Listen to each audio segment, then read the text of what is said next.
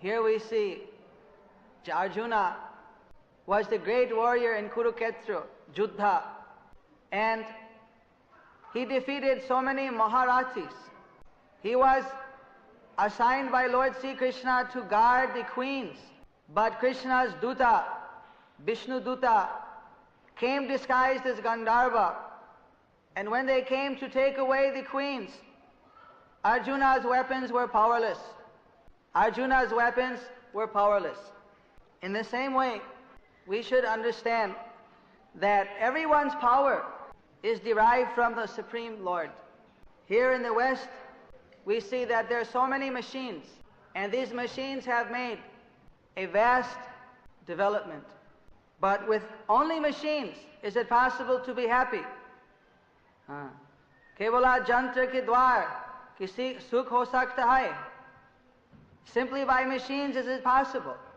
My Hindi bahut acha nahi. Thoda thoda janta hu. That simply with machines, one is not possible to be happy. We cannot eat the nuts and the bolts. In this regard, Srila Prabhupada, our founder Acharya, he used to criticize the Western disciples, that you Westerners, you are simply attached to machines. You cannot go to sleep without smelling a machine at night. That if you have some telephone or some machine, then you can get to sleep. Otherwise not. And he told the story about one Jila, one fisherman in India, that in previous time the Grihastas, they were habituated to asking if anyone was hungry. And so one Grihasta, he went outside and he looked to see if anyone was hungry, he called. He saw one fisherman. He said, have you taken your meal? Aapko khana ho gaya? Lanai. So he brought him inside. Then he said, please leave your basket outside. Basket is smelling too much. So the fisherman came inside, and on the courtyard he gave him some food. He asked the fisherman, you have any place to sleep tonight? He said, no. It's all right, you sleep here. And you leave in the morning. He said, thank you very much. So that night the fisherman went to sleep. About 1 or 2 in the night, the Grihasta, he had to get up for some nature's call. And when he saw how the guest is doing, he sees he's tossing and turning. He said, how you are sleeping? And he replied that my sleep is very disturbed. I cannot get to sleep. Why is this? What is the difficulty? And the fisherman said, difficulty is I can't sleep without my basket. I'm used to the smell. Without smelling that basket, that fishy smell, I can't get to sleep. So then the Grihasta, all right, so bring in your basket so you can go to sleep. Then he went to sleep soundly. In the same way, everything has to have a machine in the West. If you brush your teeth, it needs a machine. Everything.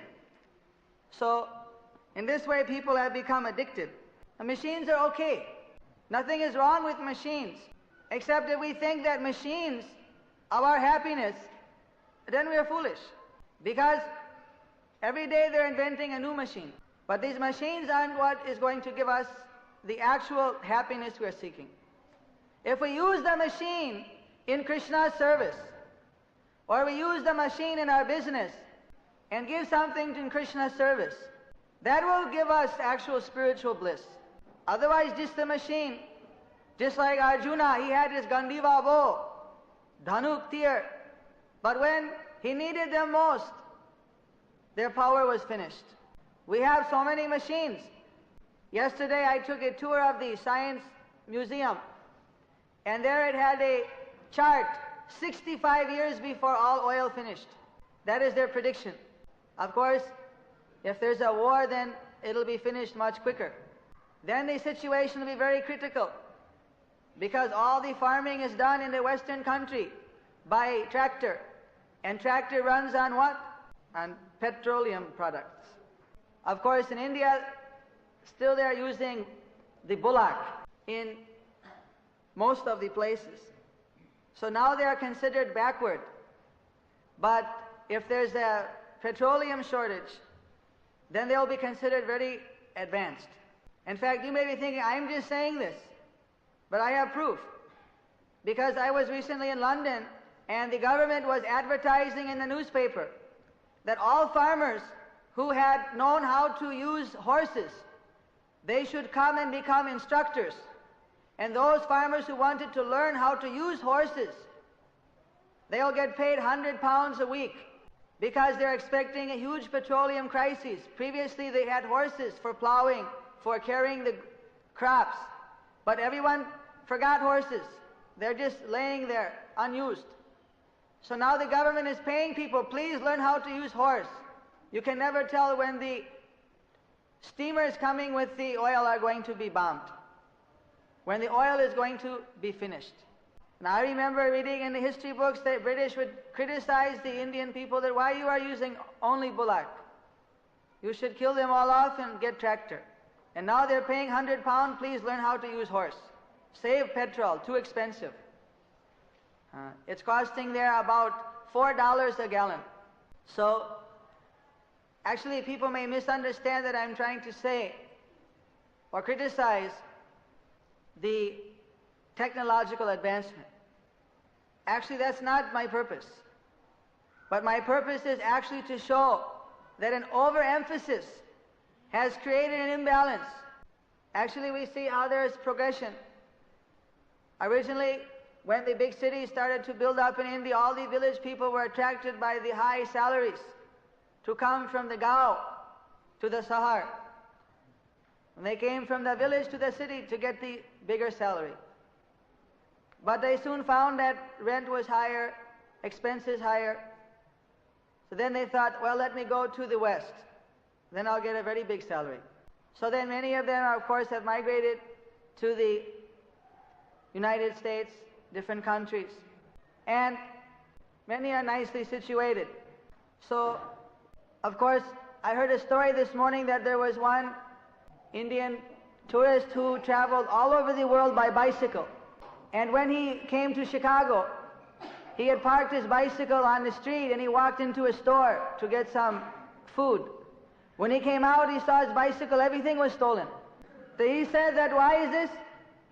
My mother told me that you don't have to worry about theft in America. Everyone there is rich, so they won't steal. But of course, what happened? Everything he got stolen. Everywhere there's some misery, everywhere there's some happiness. Maybe someplace one thinks that I'm more miserable, and someplace one thinks I'm more happy. But nobody is only happy, and nobody is only miserable. There's always two. Sitoshna sukha dukkada agama paino nitya tang sataiva tatikshava. Sometimes happy, sometimes sad. This is known as what? This is this material nature. Dvaiviyesha gunamaya mamamaya dratthaya mameva jaypapadyante mayametang taranti te. Krishna says, my maya is very difficult to conquer, very difficult to get out of. But someone who surrenders to me, easily he can overcome the stringent laws. So what we're saying is that have everything. Actually, in this material world, nothing is lacking except one thing. That one thing is Krishna. Krishna must be added. Otherwise, everything is vacuum. Without that one ingredient, nothing is full. Savai pung sang paro dharmo yato bhaktir hokhaje ahaitu gya pratiyata yadma suprasidati. This is how we get that suprasidati, prasanatma. Sab log to sukh hota chai. Everyone wants to be sukhi, happy. But the secret is there. We have to add Krishna. We have to add Bhagavan to our lives, you see.